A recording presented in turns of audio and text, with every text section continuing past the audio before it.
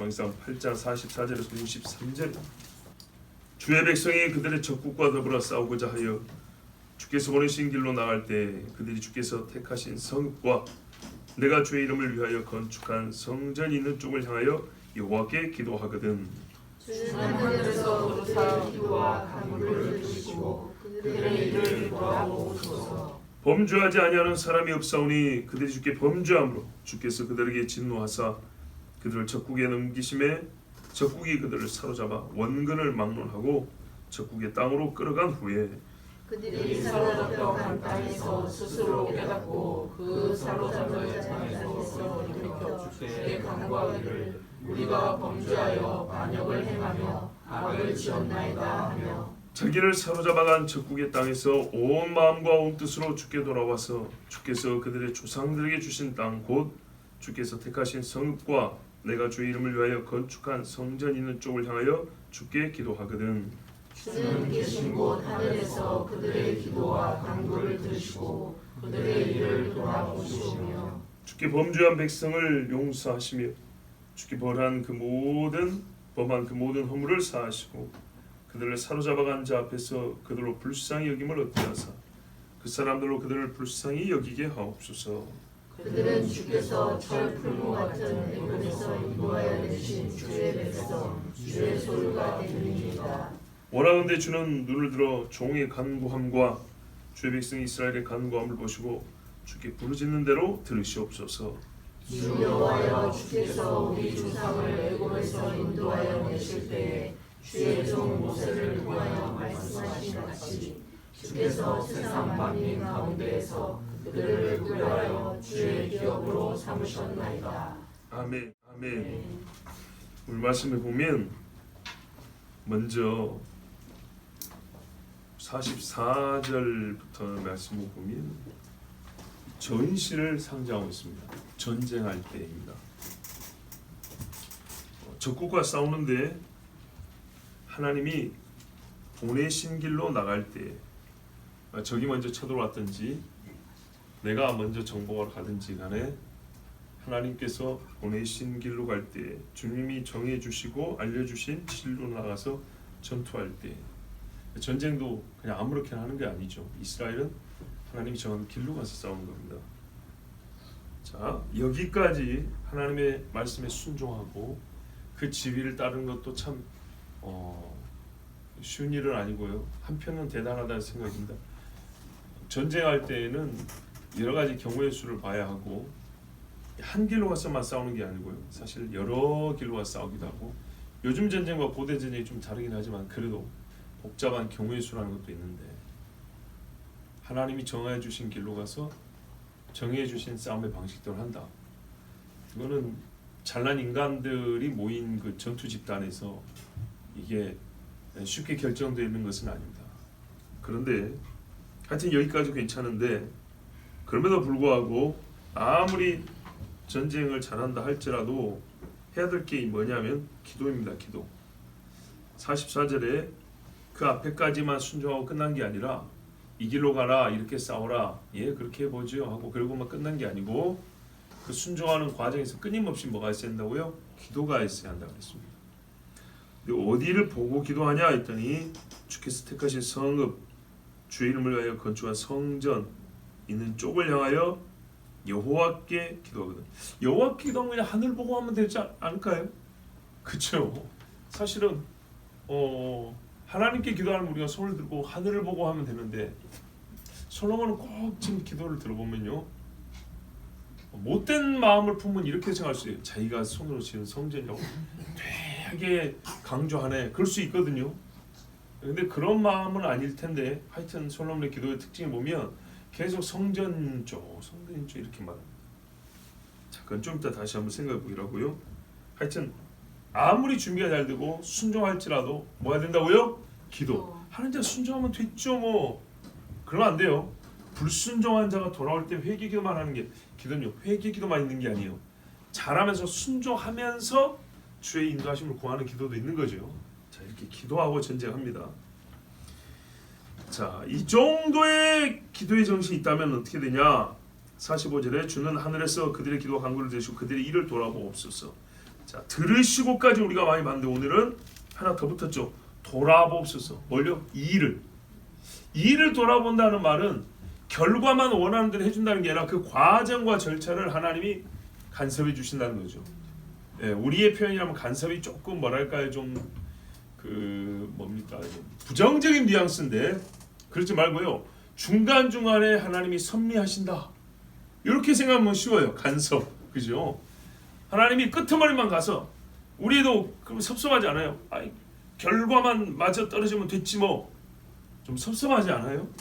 특히 여자분들이 그런 거 아니에요? 남자들이 결국 해주면 될 거 아니야? 이거보다는요, 마음을 맞춰주고 손발을 맞춰주고 그러죠. 이게 더 좋죠. 하나님 보고 그렇게 해달라는 거예요. 전쟁만 어쩌든지 이기면 될 거 아니야? 그러지 말고 마음도 평안하고 중간에 불미스러운 일도 없고 실수해서 군사를 잃는 일도 없고 도와달라는 거예요. 자, 끊임없이 하나님을 향하여서 기도하면서 진군하는 군대에게는요, 하나님이 어떻게 해요? 하나하나, 예를 들어서 전쟁을 할 것 같으면 병사들 중에 아픈 자가 적게 하시고 자기들끼리 싸우고 분란이 없게 하시고, 군량미가 떨어지지도 않게 하시고 함정에 빠지지도 않게 하시고, 이렇게 하나하나 돌봐주는 거죠. 다윗의 피난길을 보세요. 하나하나. 다윗 그 장면을 자주 생각해 봅니다. 사울하고 멀리 떨어져 가지고 아버지 사울이야 소리를 지르잖아요. 근데 말귀를 알아들을 수 있는 거리라면 아주 먼 거리는 안 됩니다. 절대 그렇게 될 수는 없어요. 그러면 멀어봐야 직선거리로 한 1-200m, 소리를 아무리 크게 질러도 말이 또렷하게 들려면요, 여러분 다윗만 생각하면 안 돼요. 사울의 말도 다윗에게 또렷하게 들렸어요.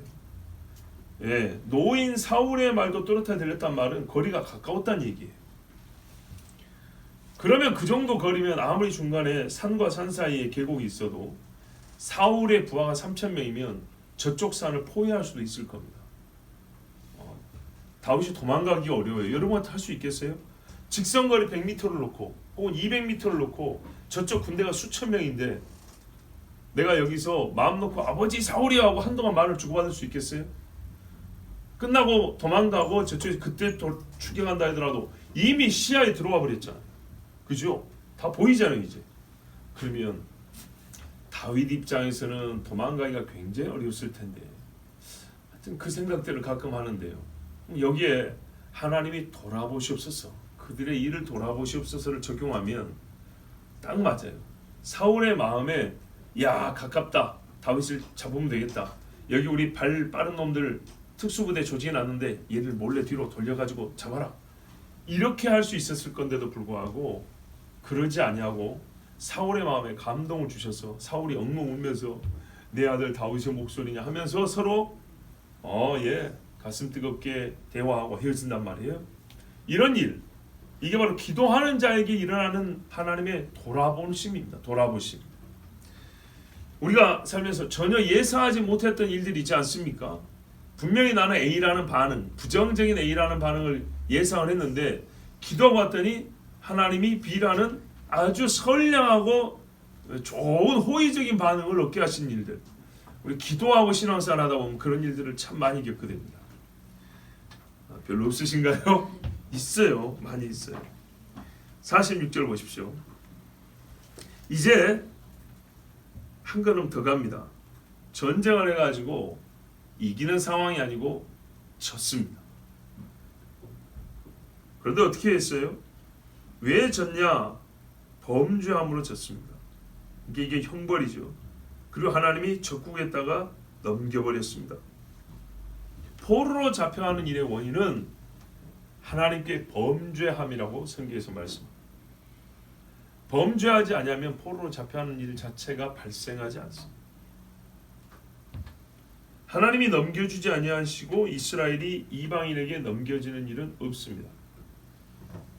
여러분 잘 생각해 보세요. 사사시대에는 침략을 수백 년을 당했지만 끌려간 적은 없었어요. 그렇죠? 한두 사람이 가는 것이 말고요, 민족적으로 포로로 잡혀가는 일이 없었어요. 수백 년 외침을 당했지만 끌려가지 않았었어요. 그런데 유다와 이스라엘의 왕정 시대에는 그로부터 다시 수백 년이 지난 다음에는요, 나라가 망하면서 다 끌려갔어요. 이게 뭔 차이로 생각하세요? 하나님이 넘겨준 겁니다. 사사시대에도 하나님이 넘겨주면 다 끌려갈 수 있었어요. 아니 기드온이 밀타작을 어디서 했습니까? 포도즙 짜는 통에서 밀타작을 했어요. 말이 됩니까? 늘어놓고 하는 거예요. 곡식타작을 늘어놓고. 그런데 이 좁은 틀에서 숨어서 밀타작을 했어요. 당시에 미디안이 연합군을 조직해가지고 이스라엘을 치러 왔는데 군대가 13,4만입니다. 아수르 18만 5천 대제국이 끌어온 군대하고 비등비등합니다. 얼마나 큰 군대가 보세요. 거기다 사사시대는 왕정도 아니라 지파별로 흩어져 살고 있던 때입니다. 그러니까 이스라엘을 금세 멸하고 다 흩어버릴 수 있고 죽여버릴 수 있고 끌어갈 수도 있어요. 그런데 어떻게 했습니까? 하나님이 못하게 막으신 거예요. 정말로 중요한 사실입니다. 하나님이 넘기심에, 그 말은 이스라엘이 갈수록 죄가 쌓였다는 얘기죠. 그러니까 아무리 외침을 다해도 하나님이 넘기지는 않았는데 왕정이 망할 때 되면 출애굽하고 거의 1000년이 지날 때가 될 때는 1000년 동안 쌓인 죄 하나님이요 나라를 없애버리고 다 백성들을 넘겼습니다. 범죄함으로 넘겼다. 분명한 사실입니다. 그래서 먼 나라로 끌고 가고요, 적구의 땅으로 끌어갔습니다. 이렇게 되면 어떻게 되죠? 사람이 살아도 사는 게 아닙니다. 여러분 고향만 떠나서 아무도 모르는, 사람들 한 명도 모르는 그 외지에서 혼자 산다고 생각하면 이게 참 두렵고 정말로 외롭습니다. 뭐 저희 같은 시골 사람들은 한때 경험을 해봤는데 확실히 가족 없이 혼자 사는 것은 어렵습니다. 이 서울에서 가족들하고 같이 장가 시집 갈 때까지 엄마 아빠와 같이 사는 거하고 열 몇 살 먹고 고향 떠난 거는 많이 다릅니다. 자, 그런데 적국에 포로로 끌려가서 살아요. 이제는 이 정도 되면 믿음 없는 사람은 다 떨어져 나갑니다. 정말로요. 우리가 이보다 못한 일에도 다 떨어져 나가는데 하나님이 우리를 버렸다.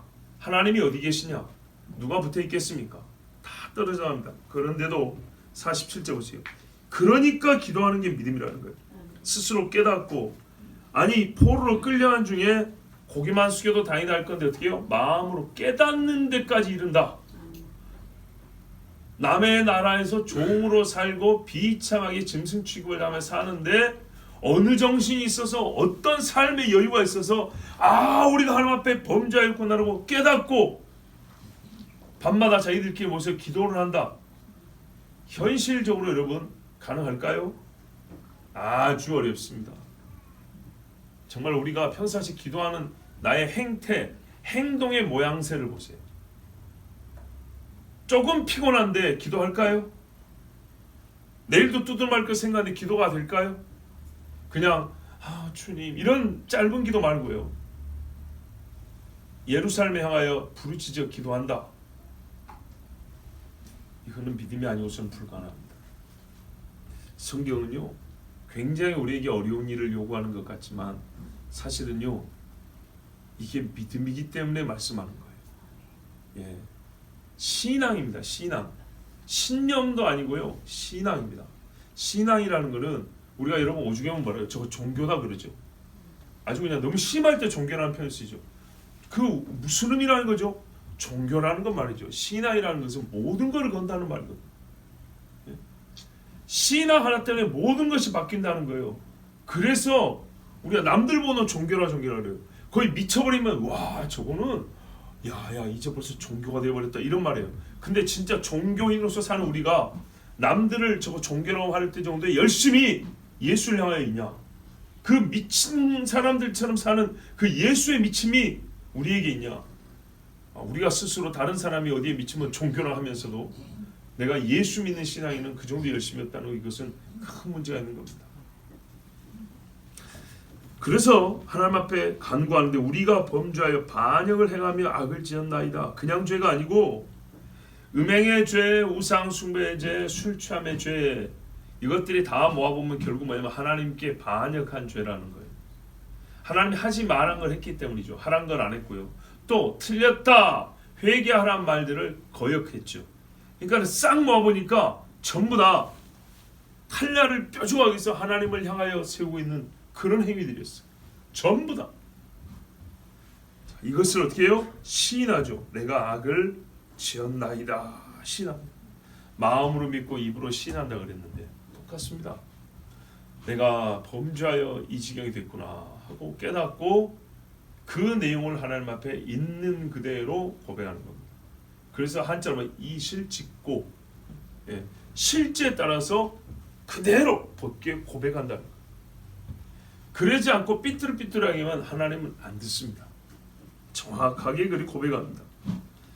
그리고요, 이것이 뭐와 같이 붙어요? 48절 보세요. 자기를 사로잡은 적구의 땅에서 온 마음과 온 뜻으로 주께 돌아와서, 온 마음과 온 뜻으로 주께 돌아오는 것은 입술의 정직함하고 직결되어 있습니다. 입술에 삐뚤하면서 절대로 마음이 하나님 앞에 돌아왔다고 할 수가 없습니다. 그리고 행위가 달라진다 그랬죠. 행위가 어떻게 달라집니까? 다시 조상들이 주신 땅, 주께서 택하신 성읍, 그리고 성전을 향하여서 기도하거든. 정말로 이 사람이 이제는 더 이상 반역의 죄를 짓지 않겠구나 할 정도로 우리가 그렇게 확신이 들 사람은 어떤 사람은 이런 식으로 회개 기도하는 사람입니다. 이렇게 회개 기도도 달라요. 그러니까 자기의 죄가 틀렸다는 것을 인정하는 거하고, 그래서 잘못했습니다 하고 다시는 안 하겠습니다 라는 그 뜻이 들어있는 기도하고는 무게감이 다르고 말의 느낌이 달라요. 그리고 말 내용도 달라요. 정말 다시는 그러지 않겠습니다 라는 사람들은 요렇게 기도한대. 이런 식의 이런 태도와 이런 말과 이런 행동 거지와 함께 기도한대. 그러면 어떻게 하냐. 49절 역시 똑같습니다. 주는 계시곤 하늘에서 그들의 기도 한 그릇 드시고 그들의 일을 돌아보시오며. 큰 일이든 작은 일이든 어디서 기도하든 간에 기도라고 인정이 되면 하나님이 하늘에서 듣습니다. 기도라고 인정이 안 되면 바로 옆에 있다가도 귀를 돌려버립니다. 돌아보시옵소서. 포로지에서 돌아볼 일이 무엇일까요? 먼저 의식주 문제가 있겠죠. 또 생존의 문제가 있겠죠. 괜히 억울하게 죽임을 당한 일도 많았을 테고요. 심리적으로 두려움과 압박을 많이 느끼고, 노동을 많이 하면 육체적인 고통도 클 것이고, 또 가족들이 찢어져서 헤어져 있는 고통도 있고, 또 명예로운 사람들은 전부 다 종이 되었으니 명예 상실도 힘든 것이고, 참 받아들이기 어려운 현실들입니다. 이것들을 하나님께서 어떻게 해요? 돌아보시오며, 유다인의 형편을 돌아보시오며 모르드게를 하급 관리해서 높은 자로 높여주시고, 에스더를 노예 출신 중에 한 사람인 부모도 없는 여자아이에서 왕비가 되게 하시고, 이스라엘 유다 사람들이 곧 죽임을 당해야 되는데 때로 죽임을 당해야 될 것인데 하나님이 그의 원수를 갚게 하시고 하나님이 돌아보시는 겁니다. 뭐하면요? 기도하면, 죽게 기도하면. 그런데 이 일을 할 때 하나님이 그렇게 형편만 돌아보시는 게 아니고요. 아까 마음이 하나님께 온전히 돌이키고 입술로 시인하고 행동을 바꾼다 그랬죠. 그러니까 하나님도 어떻게 했어요? 먼저 속의 것부터 용서를 받아주시고, 아니 죄의 용서를 해주시고 그들의 일을 돌봐주시고, 그 다음에 고향으로 돌아가게 하시고 다시 성전을 지켜요. 이게 거꾸로 돌아가는 겁니다. 제일 처음에 마음이 변질돼서 여기까지 왔기 때문에 마음을 새롭게 하는 것부터 시작해서 돌아가는 겁니다. 50절에 보세요. 주께 범죄한 백성을 용서하시며 주께 범한 그 모든 허물을 사하시고 그랬습니다. 하나님이 용서하심이 있다는 증거가 땅에서 돌아보시는 것이지, 용서하지 아니하시고 넘긴 분이 용서하지 않은 상태가 똑같은데 형편을 낫게 해주신다, 그러지는 않습니다. 하나님이 아니면 마귀가 속이려고 그렇게 하는 수도 잠깐 있을 수는 있겠죠. 자, 이제 돌아보시는 일 중에 또 뭐가 있냐면, 사로잡아간 자들이 유다인들을 불쌍히 여기는 겁니다. 이스라엘 사람들 불쌍히 여깁니다. 하나님이 돌아본다고 해서 오늘 밤에 자고 눈 떴더니 내가 예루살렘에 와 있다, 이런 식은 아닙니다. 정말 있을 수가 없는 일들이 하나하나 차근차근 일어납니다. 자, 보십시오. 있을 수가 없는 일이죠. 내가 눈 떴더니 오늘 아침 눈 뜨니까 예루살렘이더라. 있을 수가 없는 일이죠.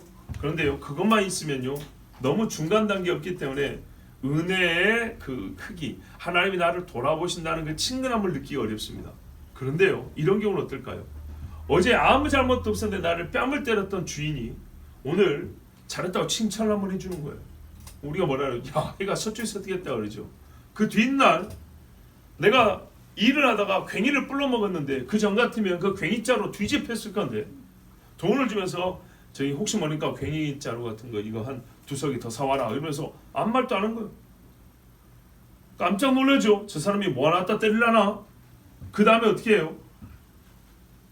내 가족들도 다 뿔뿔이 흩어져 버려버렸던, 다른데 팔아버렸던 사람이, 우리 식구도 내 본 앞에서 때렸던 사람이 나이 들었다고, 야 이제 니도 장가 가야 되지 않겠냐 하면서 색시감을 구해주는 거야, 주인이. 야, 이게 뭔 생각이지? 얼마나 진짜 놀랍습니까? 충격이죠. 자, 이런 일이 차근차근 있더니 한 1년쯤 지나니까 뭐라 그래요? 너 자유롭게 해줄 테니까 고향으로 돌아가라. 여러분, 이렇게 해서 2년 만에 내가 고향에 돌아와서 예루살렘 성전터에서 무릎을 꿇었다. 감격이 얼마나 크겠습니까? 근데 어젯밤에 자고 눈 떴더니 내가 예루살렘 와 있더라. 날아왔나? 누가 양탄자로 나를 이렇게 날려보내줬나? 이런 희한한 허무맹랑한 생각하는 것보다 이 현실 세계에서 하나씩 바뀌고 하나님이 돌보시는 걸 경험한 다음에 그 불쌍히 여김을 받는 삶의 변화가 일어나면서 내가 끝내 주님 약속하신 땅에 와 있다. 그러면 저절로 하나님의 은혜 때문에 그 은혜가 감사해서 더 이상 거역할 수 없는 믿음의 사람이 되지 않겠습니까? 그러니까요, 졸부집에서 태어나가지고 아무 고생 안 하고 나중에 30년이 지난 다음에 그냥 남아도는 돈을 펑펑 쓰는 것보다 부모가 고생해서 그렇게 키운 것을 보고 모아놓은 재산으로 어른이 돼서 사는 것은 다르죠. 왜요? 그래도 졸부집에서 태어나서 편하게 살고 싶습니까?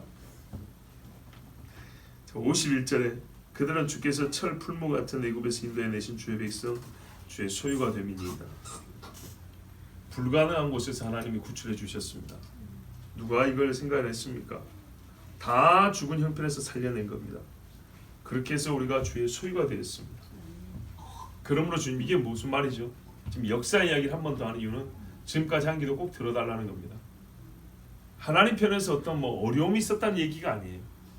네, 어려움이 있었다는 얘기, 하나님은 전능한 하나님 앞에 불가능한 일이 뭐 있겠어요. 그러나 우리를 돌보심 안에서 하나님의 그 사랑과 열심이 드러난 역사를 우리가 알고 있는데, 그렇게 우리를 구하셨는데 범죄하고 이방에 팔렸을 때 우리가 기도한다면 하나님이 응당 들어주시고 우리를 살려주시는 게 맞지 않습니까? 왜냐하면 애굽에서도 부르짖었거든요. 그리고 약속하신 대로 끌어내셨단 말이에요. 지금 솔로몬의 말은 엄밀히 따져보면 두 번째 출애굽에 약속해달라는 얘기입니다. 예. 근데 첫 번째 출애굽 때는 배가 고파서 들어간 땅이었는데 이번에는 죄를 지어간 거잖아요. 죄를 지어갔기 때문에 어떤 의미에서는 염치가 없어요. 첫 번째는 하나님이 처음부터 너희를 연단시킨 다음에 데리고 오겠다고 약속을 하셨단 말이에요. 두 번째는 죄를 짓고 갔기 때문에 하나님이 약속 안 해줘도 돼요. 그런데 물론 아직 지금은 약속을 받은 것도 아니에요. 왜냐하면 예레미야 때 가서 70년의 약속이 있지 지금 솔로몬 때는 그런 것도 없어요. 그러니까는 죄를 짓고 끌려간 사람한테 무슨 약속이 있겠어요. 근데 하나님 앞에 지금 솔로몬의 요구는요, 그러니까 지금 이 사람이 굉장히 선지자적인 기도를 하는 거예요. 약속해달라는 겁니다.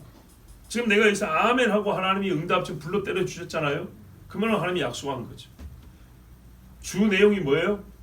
옛날 애굽 종생활처럼 더 험한 생활을 할 때라도 하나님 우리 구원해 주셔야 합니다. 왜? 형편은 똑같이 종살이 아닙니까? 그때 우리를 사랑하셔서 우리가 아무것도 못하는데 우리를 보내주셨지 않습니까? 그런데 보십시오. 지금 두 번째는 우리가 죄를 짓고 갔기 때문에 염치가 없지만 그때하고 다른 거 뭐냐면 그때는 살려달라고 했지만 이번에는 죄를 짓고 갔기 때문에 우리가 회개하여 살려달라고 기도할 겁니다. 회개하여 살려달라고. 그러면 주님 똑같이 해줘야 됩니다. 이해가 되시죠? 처음에는 비교하자면 죄가 없었어요. 그냥 억울하게 종살이한 거죠. 일하면서 곡식 사 먹고 들어갔는데 어느 날 종이 되어버렸어요. 억울하잖아요. 애들도 많이 죽었고. 그래서 하나님 살려달라고 때 살려줬어요. 지금은 형편이 달라요. 내 죄 때문에 죄값으로 벌을 받는데 뭐가 더 있어야 되겠습니까? 예, 회개하면 비록 죄로 던져졌을지라도 주님 이전처럼 그 불가능할 것 같은 인간으로서는 가능하지 않은 그 역사적 상황 속에서 우리를 하나님 구원해 주십시오라고 그런 기도를 하는 겁니다. 그리고 하나님이 약속을 해 주십니다. 그래서 여러분 제가 오늘 이 기도를 보면서 그런 생각이 자꾸 들었어요. 지난번에도 한번 말씀드렸는데 기도가 정말 특이하다. 괴짜 같은 기도다. 성전 봉헌하는 이 좋은 날 무슨 종살이를 이야기하고 전쟁을 얘기하고 뭐 나라가 망하는 지금 이 얘기가 뭐예요? 나라가 망하는 이야기란 말이에요. 기도의 뒷부분이 핵심이 나라가 망하는 거예요. 앞에도 뭐 병들면 뭐 이런 안 좋은 뭐 기근이 일어나면 전부 다 안 좋은 거예요. 그죠? 그랬을 때 솔로몬이 이 백성이 훗날에 죄를 많이 지을 것을 알고 있는 선지자들이 영감이 있구나. 오케이인데요. 영감인 사람은 되게 그걸 내다봐요. 모세도 그랬거든요. 근데 제가 거기서 더하여 생각해보세요. 근데 왜 하필 성전 봉헌식 때 이 기도를 하지? 왜 딴 때 하면 좋잖아요. 혼자 기도할 때도 좋고. 아니 백성들 많고 특별 집회하면서 내가 요즘에 기도해보니까 하나님이 감동을 주시는데 너 이따구로 살면 전부 다 포로로 끌려간단다. 지금 길바닥이 돌처럼 은이 많을 때 하나님 앞에 겸손하고 정결하게 살아야 한다. 충분히 교훈이 가능한데 왜 성전 봉헌식에 날을 잡아도 왜 이날 굳이 왜 이렇게 험악한 기도를 하냐 이 말이죠. 안 어울리게. 제가 몇 년 전에 우리 집사님 부부 2020년도에 결혼식 주례에 가지 뭐였어요? 순교 이야기 해가지고 그 집안 사람한테 욕을 얼마나 먹었는지 아세요? 들리는 뒷소문에 의하면 그래요. 아니 결혼식 주례를 무슨 그냥 이 신혼 부부가 눈물이 줄줄 흐르게 뭐 이러다가 선교하다가 죽을 수 있고 순교했을 경우에 어쩌고 저쩌고 해도 좀 적당히 하지 왜 그런 식으로 주례를 했냐라는 이야기도 있었다 그래요. 근데 여러분 결혼은 뭐냐면 같이 살고 같이 죽는 거 아닙니까? 어떤 형편에서요? 농사꾼하고 결혼하면 농사 진다는 얘기고요. 어부하고 결혼하면 같이 바다에서 일한다는 얘기입니다. 그러다가 물에 빠져 죽는 수도 있습니다. 농사꾼하고 일하다가 낫에 손가락 잘릴 수도 있는 겁니다. 비가 안 오면 굶고 고구마 싸먹고 살 수도 있는 겁니다. 그게 내가 결혼하면은 세상 말로 운명 공동체가 되는 겁니다. 영육이 이제 함께 가는 거란 말이죠. 그런데 선교사로 둘 다 작정을 한 상황인데 뭘 두고 이야기하겠습니까? 앞으로 선교사로 살 거니까 그 삶을 두고 오늘의 이 약속의 의미를 전해야죠. 그냥 덕담이란 건요. 그 사람의 삶의 맥락과 그걸 무시하고 모두에게 공이 다 통하는 이야기가 아니라 딱 너에게 통하는 이야기를 해줘야 되지 않겠습니까? 하여튼 그러니까 안 어울리다는 거였어요. 일단은. 자 근데 오늘 여기도 보세요. 너무너무 안 어울려요. 제가 어딜 가서 기도해도 적어도 초상집 가지고 결혼식장처럼 웃으면서 기도할 수는 없고요. 결혼식장에서 사람 죽은 것처럼 통과하면서 기도할 수는 없단 말이죠. 근데 이 솔로몬의 기도는 어쩌면 국가 최고 이스라엘 역사상 최고 잔칫날인데요. 정말 최고의 잔칫날 왕이 축복기도 한다는 것이 전부 다 기근에 전쟁에 포로에 나라가 망하는 거에 뭐 이런 기도로 왕의 축복기도가 축사와 같은 시간인데 이렇게 가득 찰 수가 있냐? 그 이유가 있어요, 여러분. 자 보세요. 여기서 우리가 깨닫는 게 이겁니다. 이게 바로 성전의 기능입니다. 성전이 없을 때는 이 기도를 할 수가 없었어요. 다르게 말하면요. 성전이 있고 난 다음에는 이 기도가 있어야 되는 거예요. 보십시오. 기도의 내용을 보면 뒤에 꼭 이게 달라붙죠. 성전을 향하여 기도하거든. 성전을 향하여 기도. 그럼 성전이 없을 때는 하나님 기도를 안 들어줬냐? 그런 말 아니에요. 성전이 없을 때는 하나님 뭐 적구하고 전쟁할 때 기도하면 안 들어주냐? 그런 말은 아니에요. 그러나 성전이 세워진 성전을 주신 백성에게는 이제 앞으로 어떻게 기도해야 되냐 하면 성전을 향하여서 기도하는 것이 그들에게는 신앙의 표가 되는 거예요. 그리고 하나님이 성전을 왜 주셨냐면 처음부터 만민의 기도하는 집이 된다 했지요. 근데 그 만민의 기도한다는 것에 압축하고 압축하고 내용들은 뭐냐면 결국은 구원의 문제라는 거예요. 구원의 문제. 옛날에 성막과 성전의 차이가 뭔지 아십니까? 성막과 성전 모양, 사이즈, 뭐 들어간 재료들, 문양 이런 거 말고요. 제일 큰 차이는 성막은 이동용이고 성전은 고정이라는 겁니다. 그래서 있는 곳을 향하여가 말이 되는 겁니다. 성막은 움직여 다니기 때문에 있는 곳을 향하여가 어울리지가 않습니다. 벗겨도 중간에 빠져가지고 저기 버려져 있다 왔지 않습니까? 그렇죠. 하나님도 만약에 보세요, 여러분. 의미적으로 성막이 확대형이 성전일 뿐이라면 하나님 앞에 제사하고 기도하는 그 기도가 똑같다면 굳이 성전을 지어할 필요가 어딨냐고요. 사이즈만 크고 본질이 같다면 뭐하러 성전을 따로 지으라 하냐고요. 그냥 그 산 위에다가 성막을 세워놓으면 되지 그대로. 그렇지 않아요? 근데 왜 성전을 지으라 합니까? 더 이상 옮겨다니지 않게 하려고 한 거예요. 더 이상 옮기지 않고. 자 보세요. 인류 역사에서 말이죠. 하나님의 보호자는 원래 에덴 동산 중앙에 있는 거예요. 우리의 인생의 이 지구의 땅띠 중앙에 하나님이 계시는 거예요. 보호자가 거기 있는 거예요. 그런데 우리가 어떤 취급을 했냐? 하나님을 떠돌아다니겠어요? 하나님이 우리 가운데 거하시지 못하겠어요. 그러니까 이스라엘의 성전을 지었다는 말은 하나님이 내가 너희 가운데도 있지만 반대편에서 같은 일을 방향을 반대편에서 보면 어떻게 하면요. 하나님이 이제 우리 가운데 계셔 주시옵소서라고는 유일한 민족인 거예요. 좀 더 과장해서 표현할까요? 하나님 앞에 땅을 내어드린 첫 번째 사건이 되는 거예요. 그 누구도 하나님 앞에 땅 한 평 드리지 않았어요. 그 누구도 하나님 앞에 집 한 채 지어준다는 생각을 한 사람이 없어요. 그 어떤 인간도 이 땅에 하나님이 정한 곳에서 우리를 하나님이 흔들리지 아니하고 하나님이 떠돌아다니는 신사가 되지 아니하고, 그러니까 이거는 개념적으로 이렇게 좀 다른 차원을 생각해요. 하나님이 이미 충만하다고 하지 않았냐? 그건 하나님의 통치를 말하는 거예요. 그러니까 하나님의 우리의 임재와 사람의 하나님을 섬기는 방식에 있어서는 말이죠. 그 확정된 마음을 뭐로 나타나니까 정한 자리, 정한 시간, 정한 형식 이게 다 필요한 거예요. 하나님이 우리 마음의 감동에만 맡겨주고 그때마다 감동으로 계시하지 않고 율법에는 정한 법을 주셨어요. 정한 절기 주셨어요. 아니 감동 되는데 절하면 되지. 그때도 받지요.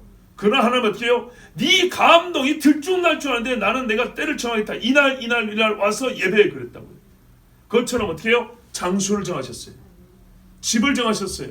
이것이 무슨 말이냐? 하나님 앞에 우리가 그 전에 하나님이 우리에게 이 맥락을 보면 점점 더 가까이 오시고자 하는 거예요. 점점 더 깊이 들어오시는 거예요. 점점 더 가운데로 들어오시는 거예요. 전능하시지만 그 힘의 행사를 이 땅의 백성들에게 구원을 위하여 행하시는 그 힘을 더 강하게 펼치시는 거라고요. 그런데 하나님은 방편을 갖고 계시죠. 이스라엘을 통해야 한다 그랬죠. 그럼 어떻게 해요? 이스라엘이 그거를 받아서 세상에 전하는 중보자, 중개자의 역할을 할 때 그들 역시 어떻게 해요? 하나님이 점차 우리에게 정한 뜻을 정한 형식으로 보여준 것처럼 이스라엘도 하나님 앞에 어떻게 해요? 정함이 있어야 되는 거예요. 마음의 정함, 법의 정함, 언어의 정함, 행실의 정함, 예배의 정함, 자리의 정함 이것들이 있어야 되는 거예요. 그런데 이것들이 갖춰졌을 때 예수님 오시기 이전을 볼 때 예루살렘 성전이 정점인 거예요. 예루살렘 정점. 표현하면 이사 하나님이 인간에 가까이 오실 방법이 없어요. 주님이 오시기 전까지. 그래서 주님도 왔을 때 말했어요. 성전이라고 그랬잖아요. 이게 성전이라는 것은 이 땅에 하나님이 직접 통치 이런 말 하지만은요. 우리 구원을 위하여 하나님이 하실 수 있는 최근접지까지 오셨다는 거예요.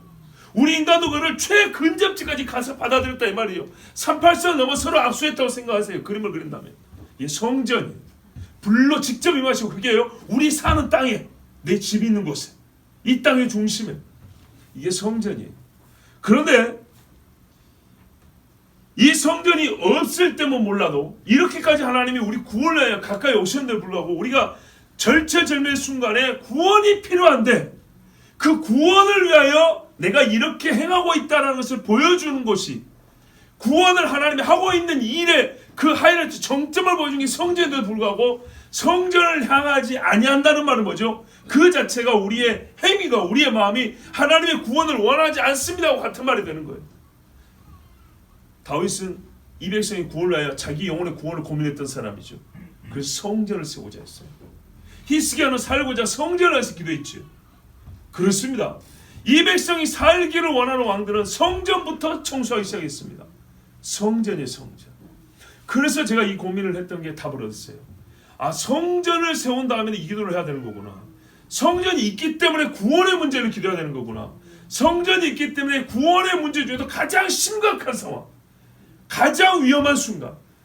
어떤 의미에서는요, 성전이 있음에도 불구하고 죄를 짓기 때문에 가장 위험한 순간에 빠질 수밖에 없었지만 가장 위험한 순간에도 우리는 성전이 있기 때문에 기도가 가능하고 구원이 된다는 얘기입니다. 이게 하나님의 약속이었어요. 그래서 솔로몬이 성전을 향하여 기도하라고 했어요. 그런데 문제는 이겁니다, 여러분. 제가 지금 일부러 말을 틀리겠어요. 성전을 향하여가 아니에요. 성전 있는 쪽을 향하여입니다. 왜요? 솔로몬에는요 벌써 그게 있어요. 모세처럼 외국에 쫓겨날 정도로 넘겨질 정도로 죄가 커지면 성전은 무너진다는 거죠. 예. 그래서 솔로몬의 기도에 보면요, 이 성전을 하여, 그래서 자기 자랑하는 기도가 아니라니까요. 계속 성전에서 지금 은근히 자기 높임받고 싶어서거나 그게 아니라고요. 내용을 보면 성전이 없는 때를 지금 솔로몬이 예상하고 있어요. 성전이 있는 쪽을 향하여. 이 성벽도 다 무너졌어요. 지금 여러분 잘 생각해보세요. 지금 빌딩 있는 시대 말고요, 초목이 우거진 시대가 아니고요, 민둥산이 있는 예루살렘을 한번 생각해보세요. 성벽이 다 무너지고 집들이 다 없는 민둥산 예루살렘.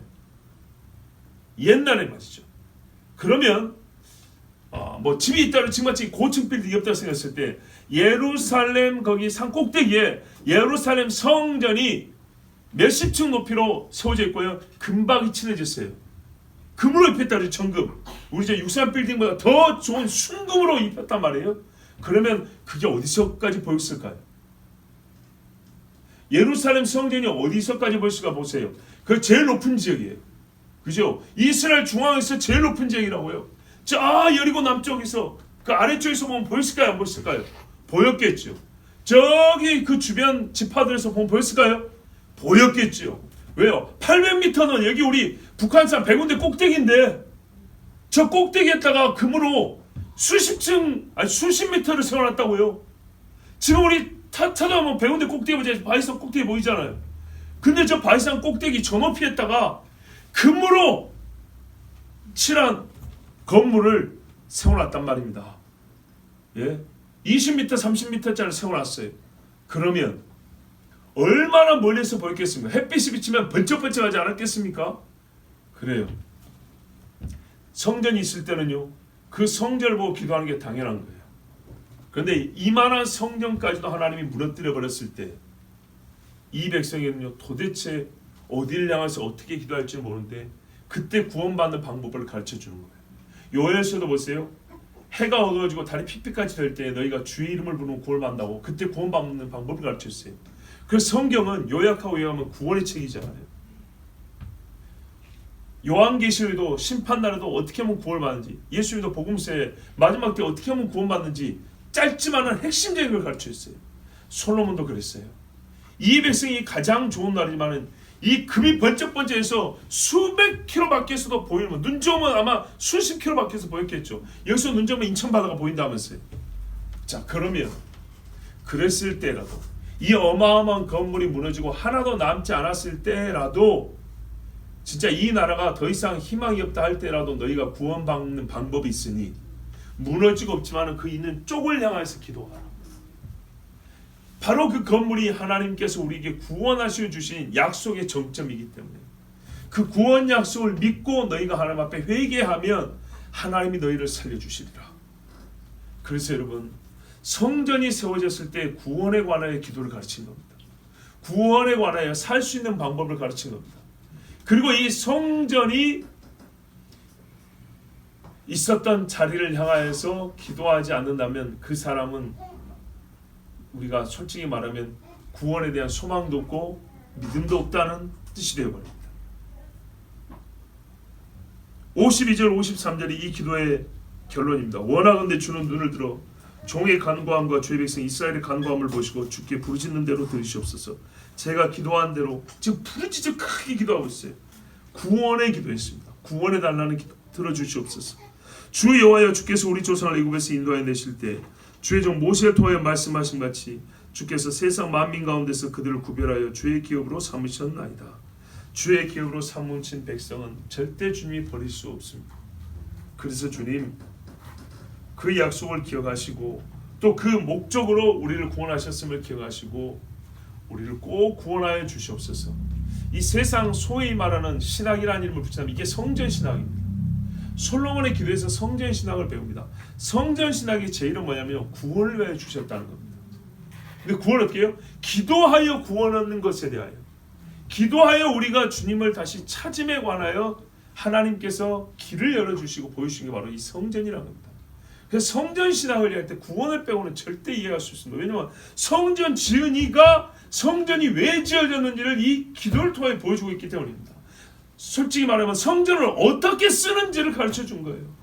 항상 제물을 바치지만은 성전의 제일은 기도하는 자, 이곳에 기도 하나님 앞에 구원을 구하라는 것입니다. 구원을 구하라고. 내가 구원해 주려고 여기 왔으니 너희는 나를 향하여 구원을 구하라는 겁니다. 이것을 보여주는 게 성전입니다. 그래서 가장 구원이 어려울 것 같은 상황, 어느 정도의 구원을 위하여 주신 성전까지도 무너질 정도의 죄를 지은 인간, 그래서 역설적으로 가장 구원이 필요한 존재인 그 인간들이 세상에 없어져 버린 성전이 할지라도 그 털을 보고서라도 기도한다면 이게 성전이기 때문에요. 그 털을 보고서라도 하나님 앞에 향하여 기도하면 주님 들어주시고 구원하여 주시옵소서. 그러니까요, 이 성전이라는 게 얼마나 중요한지 우리가 오늘 다시 뵙니다. 그래서 성전된 예수 그리스도 자기 몸을 가리켜 기도 말씀합니다. 보세요. 예수님도요, 계실 때 어떻게 해요? 아무 데서나 기도하면 안 됩니까? 그러나 뜻 있는 사람은 주님 앞에 달려가잖아요. 달려가서 고쳐달라고, 달려가서 구해달라고 하지 않습니까? 아니, 중풍병자 된 사람들도 그 정도면 되면 집에서 기도해야 되겠네. 근데 꼭 주님 앞에 가가지고 내려꼭 살려달라고 그러잖아요. 맞아요. 그런데요, 또 놀랍지요. 예수님을 사랑하고 예수님의 구원을 받은 자들은 어떤 특징이 있었어요? 그 특징이 언제 나타나 보세요. 죽어버린 시신 달라고 십자가 앞에 가네. 무너져 버렸잖아요. 너희가 이 성전을 무너뜨리라, 내가 사흘 만에 일으키라 그랬잖아요. 무너졌을 때도 어디 가요? 성전신 예수 믿는 갑니다. 아리마대 요셉이 가고요, 니고데모가 그때 주님 앞에 갑니다. 여인들이 향품을 가지고 예수님의 무덤을 향해 갑니다. 무너져버린 성전이 있는 곳, 성전을 향해 갑니다. 그랬더니 어떻게 됐어요? 다시 세워진 성전을 만났죠. 예수 그리스도를 만났죠. 예, 성전입니다. 성전은 구원을 위하여 세운 집입니다. 구원의 약속의 표현뿐만 아니라 그 자체가 구원을 위하여 세운 집입니다. 그래서 성전을 무너뜨려버린 죄를 지었다 할지라도 그럼에도 불구하고 성전을 위하여 기도한다면 그는 구원해 주시다는 것이 하나님의 약속이고, 이 약속을 하는 지혜자 솔로몬은 오늘 기도하여 온 백성이 그 뜻을 알게 하였고 함께 이 기도를 올려 같이 아멘하여 공동 기도자가 되겠습니다. 그래서 수백 년이 지난 후에 하나님은 이 기도 응답대로 이스라엘을 돌아오게 하셨고 다시 성전을 또 짓게 하셨고, 다니엘로 하여금 이 기도를 따라 성전을 향하여 기도하고 정말 그를 통하여 마지막 구원의 계시를 우리에게 얼마나 하나님이 풍성히 주셨습니까? 예, 여러분, 성전을 세우고 솔로몬이 왜 이렇게 기도하였는가, 그리고 여기에 담긴 뜻이 무엇인가를 우리가 들었습니다. 그런데 한 가지만 더 하면요, 제가 오늘 이제 이 기도를 마무리하면서, 이 기도 설교를 마무리하면서 이런 개인적인 아쉬움이 있었어요. 그게 뭐냐면 우리가 이제 여러 시간을 나눌 수밖에 없었고, 제가 또 설교자니까 설교를 했지만 그러다 보니까 우리가 들어야 할 것을 못 들었다는 생각이 들었어요. 그게 뭐냐면요, 기도에 관한 설교는 들었는데 기도 자체를 듣지 못했구나. 기도를 풀어 설교하니 기도를 들을 수가 없구나. 예. 그러니까는 설교는 설교지만 누군가 정말 솔로몬의 영성을 가진 이가 이 기도문을 낭독을 하고 우리 성도들이 다 같이 하나님 앞에 서서 정말 그날 기도했던 것처럼 나의 기도입니다 하고 같이 기도를 하였다면 내가 6시간 나눠 설교한 것보다 더 큰 은혜가 있지 않았을까? 또 그런 생각도 해봤습니다. 저는 설교자의 직무니까 설교를 한 것이지만 우리가 각자 이 말씀을 통해서 받는 은혜는 설교로만 받는 게 아니라 이게 기도니까 정말로 내가 이 기도문을 가지고 정말 실제로 기도를 하고 솔로몬과 같은 지혜와 영성 있는 자가 앞서서 기도를 하고 나를 포함해서 우리가 같이 거기서 마음을 모아 같이 기도를 했다면 정말 기도에 대한 설교를 듣는 자가 아니라 같이 기도자로서 얼마나 그 큰 은혜가 있었을까라는 생각을 했습니다. 예, 여러분 한 번씩 등에 돌아가셔서 가족이 한번 이 기도를 해보십시오. 저도 가정 예배 때 이 기도문을 가지고 우리 가족이 함께 기도를 해보려고 합니다. 공동 기도문으로.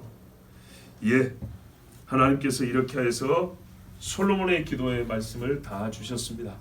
그리고 이 끝 시간에 성전을 세워 주신 이유, 성전을 세우고 큰 잔칫날에 이와 같이 참 사람의 심정으로는 못마땅한 기도를 한 이유를 알게 되었습니다. 하나님은 우리 구원을 위하여 이 집을 세우셨고 우리를 구원하기 위하여 솔로몬의 입을 열어 기도하게 하셨습니다. 우리 이 시간에 함께 기도합니다. 하나님 아버지,